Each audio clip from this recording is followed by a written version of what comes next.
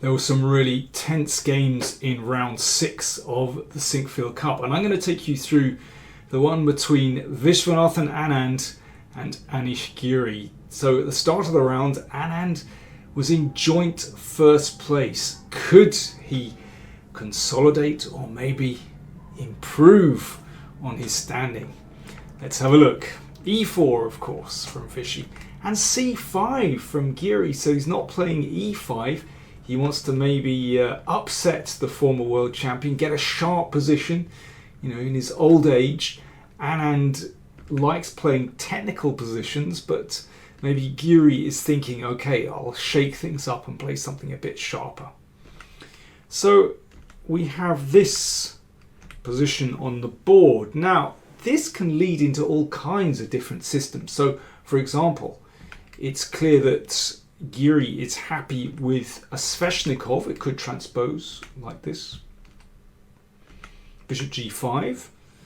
Well, we saw Giri playing with white against the Sveshnikov in his game against Magnus Carlsen. The Tata Steel got nowhere with white, so maybe he's learned from that.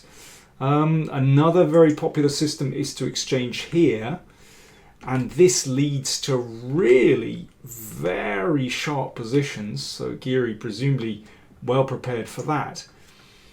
But Anand, playing in his very practical way, maybe he's a little bit surprised by this system and doesn't take on Giri in one of these sharp lines, but instead just goes a3. Now that prevents bishop b4. Bishop b4 an important move in for example, if white plays here bishop e3 or bishop d2, then bishop b4 is a strong move.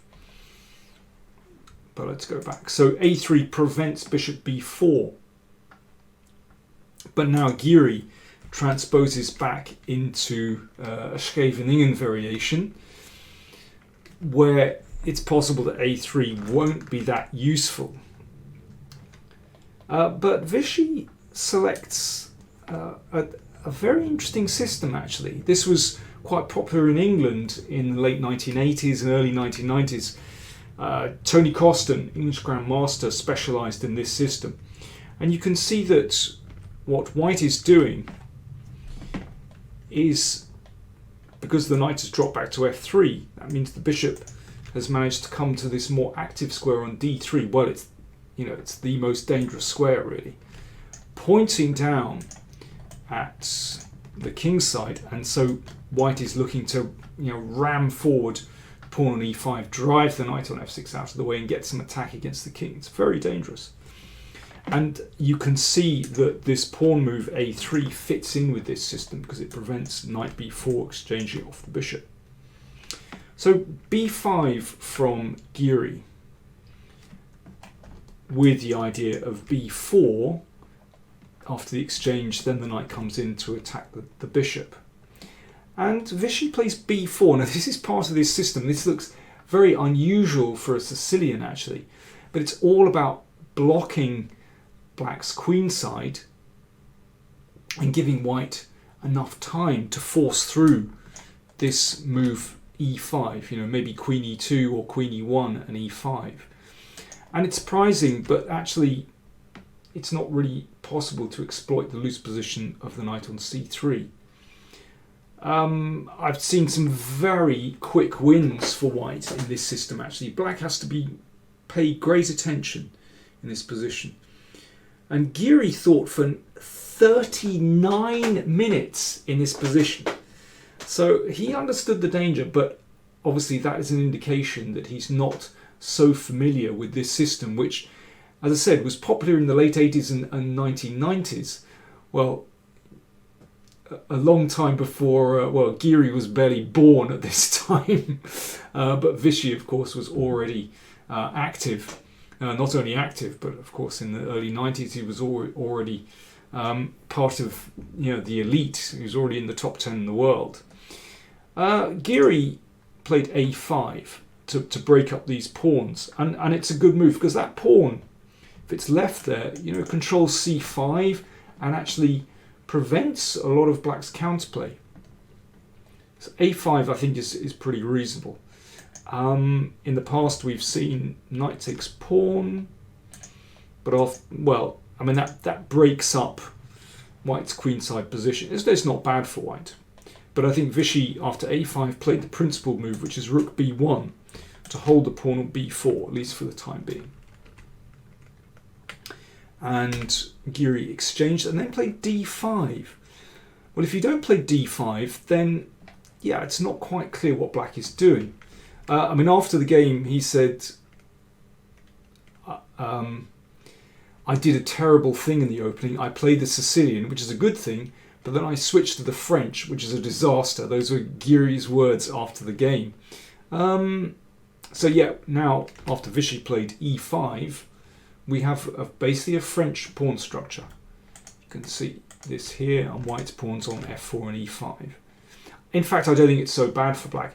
This is a very interesting move, knight g4, with the possibility to play queen b6. It's very complicated, but it seems that black is okay here. But Giri played knight e8, which is, well, obviously very passive. He knows that, but thought he'd get away with it. And now white has very interesting chances. Anand thought for some time here and played knight takes b5. Things are starting to get really tricky. Giri now played bishop a6. In fact, after knight takes pawn, it's possible to do the classic sacrifice on the king side with bishop takes pawn, the old Greek gift. And after this, knight g5, and white is doing very well here. King goes back, queen h5, and if the king comes up, then although white for the moment is a rook down, in fact it's possible to get back material like this with queen b4 check, and there's a loose bishop there. And although white is still an exchange down here, in fact, white has tremendous compensation, obviously, with the king staggering around the board. So that's an indication of how dangerous this is, and shows the whole idea of this system. e5, use that bishop on the king side. So bishop a6 is a much better move, and white has to be careful here because of the weakness of this diagonal. So the knight hops back, and Giri took his pawn back, but things are still quite tricky here. Incidentally, rook here Anand took on a6. Rook takes doesn't work. This is interesting. In this case, white has basically given up too much material, and in this position, black sacks back the queen, and then takes here. And well, I prefer black in that position with two rooks against the queen. White's attack has gone basically. So bishop a6 from Anand, and here I thought that knight takes was the most prudent move. I was watching this live and I was really surprised that Giri didn't play knight takes in order to bounce the knight back. Now, he still has to face a very strong attack with f5, but I think this is black's best chance. Instead, Giri played rook takes bishop. Now, I can understand why he did this, because it means that the rook can perhaps defend along the 6th rank after f5. But there are tactical problems here, namely that this knight is dangling. And after f5, opening up the line of the bishop, perhaps looking to push forward with f6, black is in big trouble. Now that pawn really has to be taken.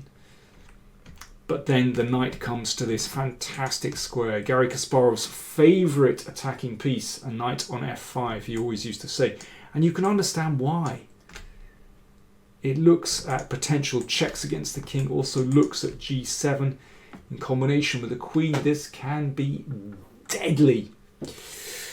So, knight c7, so Giri clearing the back rank. But, well, here Anand selected c3, which is very dangerous.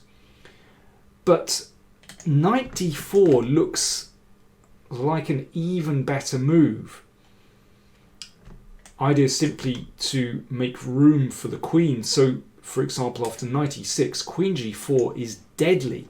So threatening to take on e6 and queen takes mate, but also looking sideways towards the knight on b4. And in fact, black is just lost in this position after this. Well, king h8, then you can just take on f7. And if king g7, then knight d5. And thank you very much. The knight drops on b4. Well, black doesn't have to give up a piece, but let's say bishop c5 to take the bishop away from the knight's attack. And then here, now the knight has a problem. If the knight goes back to c6, then bishop h6 is a killer, followed by the queen moving in. So the knight would have to go into a2. Now that is not a happy place for the knight. Although it's not possible to win the knight straight away, I think we can see that white changes strategy. Yes, the rook defends on the king side, so there's no mate with queen g4. But look at that knight. This is tremendous for white. And I think that is definitely the best way to go. Instead, Vichy played c3. Also very strong, very dangerous. So the queen looks at the rook. So the rook moved and, well, just bishop e3. Now Vichy just plays this in a very different way. And he's allowed this rook in, but that bishop is dangerous. In fact, Giri is still okay if he plays g6. Not obvious. Could be weakening. But that looks like the best way to go. But after queen d7, in fact, Vichy was doing extremely well after this move. And queen takes pawn. And this is a clear extra pawn. This was his idea. So the rook now under fire. Rook f4. Now here's a very neat trick. In a blitz game, how many of us would just play queen takes knight with a lovely juicy fork? But no. I'm afraid you get stung with that one. Check. And then we take... Whoops, that's a mouse slip. Then queen takes queen and there's no knight takes bishop. Ooh, nasty little trick. But in this position, Vichy just played knight back to d4. And black has to exchange, which unites white's pawns here. And this is really, well, justifies Anand's strategy here. It's worked out perfectly. The knight really hasn't got a good square to move to. It's not a nice position. Giri has to exchange off. And with the pawns connected and white's piece is still in really strong positions. You can see, dare I say it, split rooks, not good. White's rooks united. You know, white has a really harmonious position. Also, that bishop, not a great piece actually. Vichy is doing extremely well. So here's how the game went. Vichy traded queens. I mean, really, black can't avoid the exchange. So the rook coming to a beautiful position on the 7th rank. The king comes across, but it's not great. But here, Vichy played a couple of quick moves. Vichy played g3 and king g2. Very nice. Getting his king on a light square. Positionally, tactically very desirable. But if only he'd invested a little bit more time here, he could have played rook c1, threatening to activate double on the 7th. Now, the only way for black to go is to try and get some counterplay here. Otherwise, rook c7 will happen, and after rook e8, you know, d5, the pawn advances is absolutely crushing. So what about g5? Okay, let's see. h3, h5. So if rook down, then I think g4, yeah, g4 is probably going to save black just in time. But here, there's a great move for white. Now maybe this is the move that he overlooked. Not an obvious move, really beautiful. If f6, then rook c7 is going to be very strong. And after pawn takes pawn, knight here. And that is a deadly threat. Just for a moment, the king can't step away because it has to hold the bishop. And after this, white picks up the exchange. And this should be a winning position. If rook takes, the rook comes down, exchanges. And if pawn takes, well, yeah, you can see with the control of the 7th and white's king actively placed, I'm sure this is a win for white. So rook c1, missed opportunity. So as I said, Vichy played g3 and king g2. Very tidy, king on a light square. But after this move, when I was watching this live, I just thought f6, suddenly this looks tricky for white. I wasn't quite sure how white should proceed here. Black is starting to exchange pawns, break up that pawn duo in the middle of the board. So Vichy played rook e1, pawns exchanged, h5, good move, e6, and yeah, black is getting counterplay here. You can see it's not so easy for that knight to enter into the position. Rook e2 played here. If knight e5, then black is going to get counterplay with a check, and rook number 2 comes down. So that's why rook e2 was played with the idea knight e5. And now rook d5, just controlling that knight, and actually Giri would be fine here, but instead he blundered. He played rook d6, mistake, and here Vichy had another fantastic chance. If he'd played rook b8, this would have vindicated Vichy's strategy. This is a winning move. Okay, let's just take this slowly. If king g7, rook e8. Now, if the bishop moves, then we roll on. So the king has to step up. Now we need to bring this knight into the game, and it's possible to do that with h4. This is a winning move. Because after pawn takes, knight takes, the rook has to leave the f-file, and then this is a winning move. Because king takes, we pick up the bishop. And after g4, this is lovely, knight here, well, with the threat of, deadly threat of knight e4, but also knight h7, and that bishop drops. So that is a winning position. Okay, after rook b8, you could also play rook d8, best defense. But actually, now white gets control. And here the rook goes back. And you can see that white is just moving in here. After this, knight f5, you can see all those squares are dominated. The rook is passive, or all black's pieces are passive. And very soon, I think it won't take too much for this king to enter the game. Maybe here, and that'll allow the rook to activate. I think this is just a winning position for white, actually. But instead, Vichy played h3, a great pity. And after this, Giri defended very well.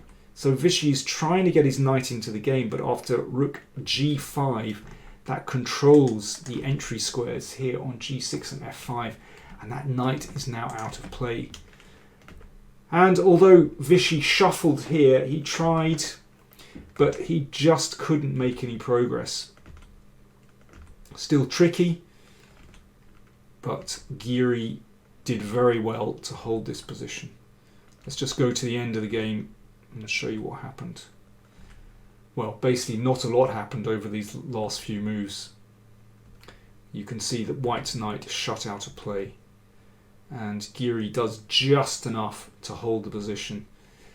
And then once the rooks are exchanged, that really is the end of the show. And the players decided to just go to the very end. And that was where the players shook hands, and a draw. Wow, so close from Vishy. But I think he'll be really kicking himself for missing those chances. Middle game was complicated, but I think that chance at the end with Rook b8, that's the one that he'll be really regretting, because he played the game in his own classic technical style, and that would have just finished things off beautifully. Okay, thanks very much for watching. Remember to subscribe to the channel, then do click on the button below. Of course, it's free, and there's over 1,000 videos on the channel for you to look at. You can see playlists by the strongest players in the world. Do check out the games from the Sinquefield Cup that have already been played. And also, if you want to support us, then do check out the links to PayPal and Patreon.com in the video description. Thanks for watching.